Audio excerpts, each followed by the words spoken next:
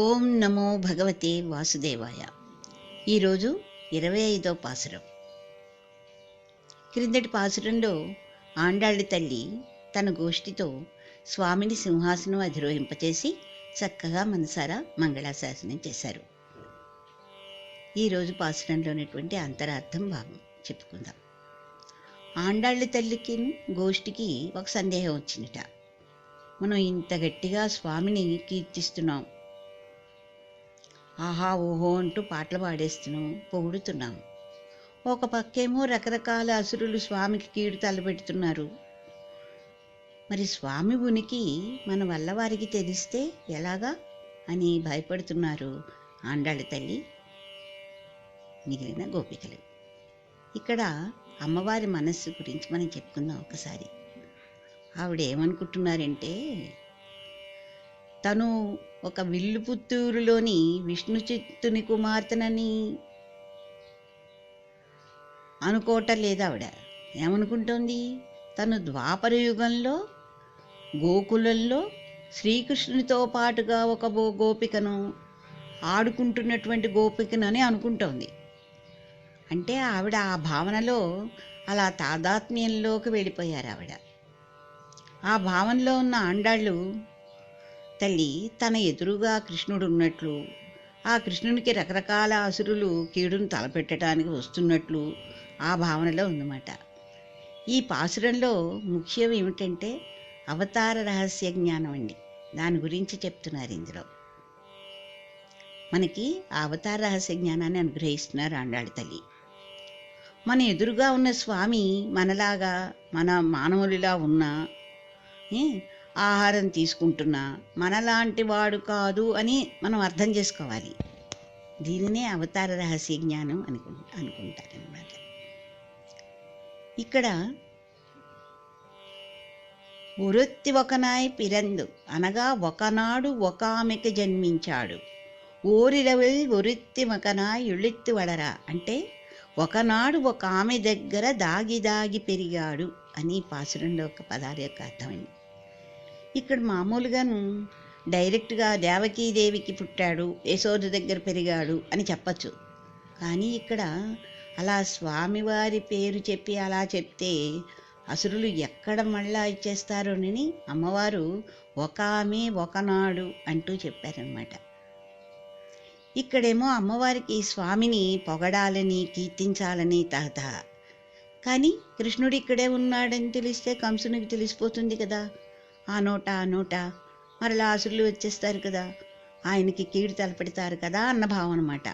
అందుకే పైకి తెలపట్లేదన్నమాట. అసలు స్వామిటండి ఎవరైనా ఇంకొకరి కీడు తెలపట్టాలనుకుంటే స్వామి వారికే కీడు కలిగేలా చేస్తాడట. ఎలాగంటే కంసునికి ఎప్పుడు ఒకడే భావన, మనసులో అదే, చేతల్లో అదే, నోటితే అదే. ఏమిటి ఆ భావన ఏంటంటే కృష్ణ మరణం కృష్ణ మరణం కృష్ణ మరణం, మనసా వాచ కర్మణ అదే. అంటే మనసులో అదే, చేతల్లో అదే, అన్నిట్లోనూ అదే ఉద్దేశం అతనికి. అతనిని చంపాలి అని, కృష్ణుని చంపాలని. కృష్ణ మరణం అంటే ఇక్కడ విభక్తి పరంగా చూస్తే కృష్ణుని చేత మరణం అంటే ఇక్కడ కంసుడు తన మరణాన్ని తనే కోరుకుంటున్నాడు. కృష్ణుని వధించాలని ఆయన కోరిక, కానీ పదం ఏమంటున్నాడు ఆయన, కృష్ణ మరణం అంటున్నాడు. అంటే కృష్ణుని చేత మరణం అనే అర్థం వస్తుంది. మరి స్వామికి ఏమిటి, స్వామి ఎవరు ఏమనుకుంటే ఆ కోరిక తీస్తాడు. ఆయనకి ఏమనిపిస్తుంది, ఓహో కృష్ణుని చేత మరణం కావాలని ఇతను కోరుకుంటున్నాడు. అందుకని చెప్పి కృష్ణుడు కంసుడిని చంపడం అయింది. అలా తన మరణం తనే ఇక్కడ కంసుడు తెచ్చుకున్నాడనమాట. ఎవరైనా సరే మనస్సులో కూడా మనం చెడు భావనలు చెయ్యకూడదు అంటారు పెద్దలు. ఎందుకంటే ఆ భావన మన చెరిపేస్తుందన్నమాట, సంతోషంగా ఉండనివ్వదు. ఒకరిని హింసించటం, అపకారం చేయటం, ఇవన్నీ మనం ఆ మాటలే ఆ భావనలే మనలో రాకూడదనమాట అని అదొక విషయం దీని ద్వారా చెప్తున్నారు ఆయన. ఇక్కడ ఈయన ఎందుకు పుట్టారు ఈయన అసలు అంటే దేవకీదేవి యొక్క కృతజన్మ కోరిక మూలంగా ఆయన అవతరించారనమాట. పుట్టుకే లేనటువంటి పరమాత్ముడు దేవకీదేవి గర్భంలో ఉండి ఇంకా ఎంతో ఇదైనటువంటి చెరసాలను కూడా ఎన్నుకున్నాడు ఆయన, అందులో ఉన్నారు. ఎందుకంటే అక్కడ దేవకీదేవి యొక్క కోరిక తీర్చటం, క్రిత జన్మలో ఆవిడ కోరుకున్న కోరికను తీర్చటం అన్నమాట. అటువంటి అద్భుతమైనటువంటి గుణముల స్వామి ఇక్కడ అవతరించాడు. అసలు అవతరణ అంటే ఏమిటో అర్థం తెలుసుకుందాం మనం. ఇది అవతార రహస్య జ్ఞానం అంటున్నారు కదా. అవతరణ అంటే దిగి వచ్చుట, అంటే దిగి వచ్చేసాడని శక్తిహీనుడు అనుకోకూడదుట. మనతో పాటే తిని ఆడి పాలు పెరుగు దొంగిలించి ఇతనిని చూసి కొంతమంది ఏమనుకున్నారట, ఈయనేమిటి దేవుడు, ఈయనేమిటి పరమాత్మ అనుకున్నారట. అలా అనుకున్న వాళ్ళందరూ కూడా నాశనం అయిపోయారులేండి.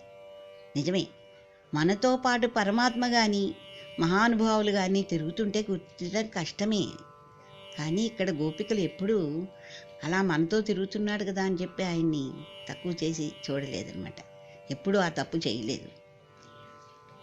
ఇంకొకటి ఏంటంటే అవతరణ అంటున్నాం కదా, ఇక్కడ భగవద్గీతలో కృష్ణ పరమాత్మ అర్జునుడితో అంటాడండి, ఏమంటే నువ్వు ఎన్నో జన్మలు ఎత్తావు, నేను ఎన్నో అవతారాలు ఎత్తాను, కానీ నీవు నేను ఒక్కడి కాదు. నువ్వు నీ కర్మలను బట్టి జన్మ ఎత్తావు. నేను సంకల్పం చేసుకుని పుట్టాను, ఎందుకంటే నా అవతారాలు దివ్యములైనవి, కారణాలతో పుడతాను నేను. అందువల్ల నువ్వు నేను ఒకటి కాదు. ఎవరికి ఏ కర్మలను బట్టి వాళ్ళకి లిఖించిన దాన్ని బట్టి వాళ్ళు పుడతారు. ఇక్కడ స్వామి తనది తనే లిఖించుకుని అవతరిస్తాడు దేవుడు. ఆ తేడాన్ని గుర్తించడమే అవతార రహస్య జ్ఞానం అంటండి. ఇది కలిగితే చాలుట మోక్షానికి అర్హుడవుతాడండి. అయితే మనుషులు ఏం చేస్తారంటే యోగాలని, ప్రాణాయామాలని, సాధనని, సిద్ధుల్ని, ఇవి అవి అని ఎన్నో మోక్షం కోసం చేసి మోక్షాన్ని పొందుతారు. కానీ ఈయన ఎలా ఇస్తారంటేట, ఈయన పరమాత్మ అని గుర్తిస్తే చాలుట మోక్షం వచ్చేస్తుందిట. ఇక్కడ యోగం అంటే యోగాసనాలు కాదు, ఇక్కడ జీవుడు పరమాత్ముని చేరటానికి చేసే ప్రయత్నం. భగవద్గీతలో చూడండి 18 అధ్యాయాలు ఉన్నాయి. ఈ 18 అధ్యాయాలు ఏమిటనమాట, పరమాత్ముని చేరటానికి చేసే ప్రయత్నాలు. మొదటిది విషాదయోగం. చాలామంది విషాదయోగం నుంచి మొదలు పెట్టకూడదు పారాయణ, భక్తి యోగం నుంచి మొదలెట్టాలంటూ మొదలెడతారు. అక్కడ తప్పు పని చేస్తున్నారండి. ఎందుకంటే అసలు ఏమిటో ముందు నుంచి తెలిస్తే కదా భగవద్గీతలో ఏముందో మనకి తెలుస్తుంది. విషాదయోగం అని చెప్పిన అదేదో దుఃఖం అని చెప్పి మొదలుపెట్టారు, అది తప్పు. ఇక్కడ విషాదం అంటే ఏంటి, అర్జునుడు తన కోసం దుఃఖిస్తున్నాడా, తనకేదో రాలేదని ఏడుస్తున్నాడా? లేదు.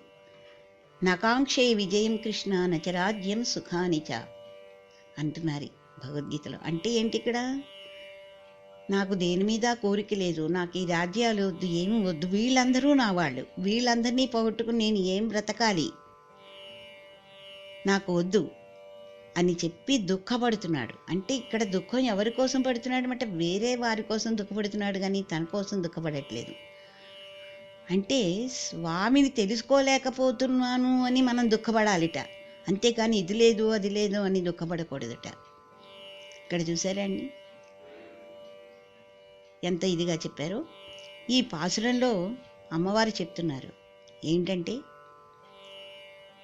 స్వామితో అంటున్నారు, ఆశ్రితుల పట్ల వ్యామోహం కలిగినవాడా, ఇలా పిలవగానే అలా పలుకుతావు, నీకే మా మీద ప్రేమ, మాకంటే నీకే ఎక్కువ ప్రేమ అని అంటున్నారు.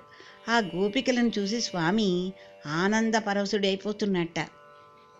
ఎవరైనానండి కోపాన్ని దాచుకోగలుగుతామండి, లోపల ఏదో పెట్టుకున్నా పర్వాలేదు రండి బాగున్నారా అని పలకరిస్తాం. కానీ ఏదో ప్రేమగా ఉన్నాం అనుకోండి వెంటనే సంతోషంగా మాట్లాడేస్తాం. అలాగే ఇక్కడ తన ప్రేమని, గోపికల మీద ఉన్నటువంటి ప్రేమని దాచుకోలేకపోతున్నాడు కృష్ణ పరమాత్మ. వాళ్ళ మీద ప్రేమ కలుగుతోంది. ఎంత బాగా ప్రార్థిస్తున్నారు, ఎంత బాగా పాడుతున్నారు అని ఆనందపడిపోతున్నాడు. కానీ బెట్టు చేయాలి, వెంటనే అనకూడదు మరి. అందుకని ఏమంటున్నాడు, తన ప్రేమను దాచేసుకుని సరే చెప్పండి, ఏదో పని మీద వచ్చారుగా, చెప్పండి ఏం కావాలి అని అడుగుతున్నాడు. ఈ పాసురంలో అడిగితే వాళ్ళకి బాధ కలిగిందిట. స్వామి, మాకేం కోరికలు ఉన్నాయి? ఏమీ లేవు, నీకు మంగళాశాసనం చెప్పాం కదా అని చెప్పి అన్నట్ట. లేదు లేదు చెప్పండి, ఏదో ఉంది, దేనికో వచ్చారు చెప్పండి అన్నట్ట. అనగానే వాళ్ళకప్పుడు గుర్తొచ్చింది, అయ్యో ఇంట్లో పెద్దవాళ్ళకి మనం వ్రతానికి కావలసినటువంటి సామగ్రిని తీసుకొస్తామని చెప్పాం కదా అని చెప్పి, అప్పుడు స్వామి మాకు ఏమీ అక్కర్లేదు నాన్న, మాకు పరై అనేటువంటి వాద్యం కావాలి అని చెప్పారు అని అడిగారు. అంటే ఇక్కడ పరై అంటే ఏంటంటే కైవల్యం అన్నమాట. అది ఈ పాసురంలో ఉండేటువంటి ముఖ్య అర్థం. பாசுரம். ஒருத்தி மகனாய் பிறந்து ஓரிரவில் ஒருத்தி மகனாய் ஒளித்து வளர தரிக்கிலானாகித்தான் தீங்கு நினைந்த கருத்தை பிள்ளை பித்து கஞ்சன் வயத்தில் நெருப்பென்ன நின்ற நெடுமாலே யுன்னை அறுத்தித்து வந்தோம் பறை தருத்தியாகில் திருத்தக்க செல்வமும் சேவகமும் யாப்பாடி வருத்தமும் తీరిందు మగిలిందేలోరెంబావాయ్. ఈ పాసురంలోనేటువంటి భావం. ఓ కృష్ణ, పరమ భాగ్యవతియగు శ్రీ దేవకీదేవికి ముద్దులు పెట్టి అయి అవతరించి, అదే రాత్రి శ్రీ యశోదాదేవికి అల్లారు ముద్దు బిడ్డవై రహస్యంగా శుక్లపక్ష చంద్రుని వలె పెరుగుచుండగా, గూఢచారుల వలన ఈ విషయము నెరిగిన కంసుడు నిన్ను మట్టుపెట్టుటకు ఆలోచించుండగా, అతని యత్నములన్నిటినీ వ్యర్థము చేసి అతని గర్భమున చిచ్చుపెట్టినట్లు నిలిచిన భక్తవత్సలుడవు. అట్టి నిన్ను భక్తి పురస్సరముగా ప్రార్థించి నీ సన్నిధికి చేరినాము. మాకు ఇష్టార్థమైన పరా అను వాద్యమును అనుగ్రహింపుము. ఇట్లు మమ్ము అనుగ్రహించిన శ్రీ లక్ష్మీదేవి ఆశపడదగిన సంపదను, దానిని సార్థకపరుచు నీ శౌర్యమును కొనియాడి, నీ విశ్లేషము వలన కలిగిన సంకటమును నివారణ చేసుకుని మేము సుఖింతము. నీవు ఇట్లు కృపచేయుట వలన మా ఈ అద్వితీయమైన వ్రతము శుభముగా సంపూర్ణమగును అని ఆండాళ్ళ తల్లి గోపికలతో ఈ పాసురంలో చెప్తోంది. కృష్ణం వందే జగద్గురు.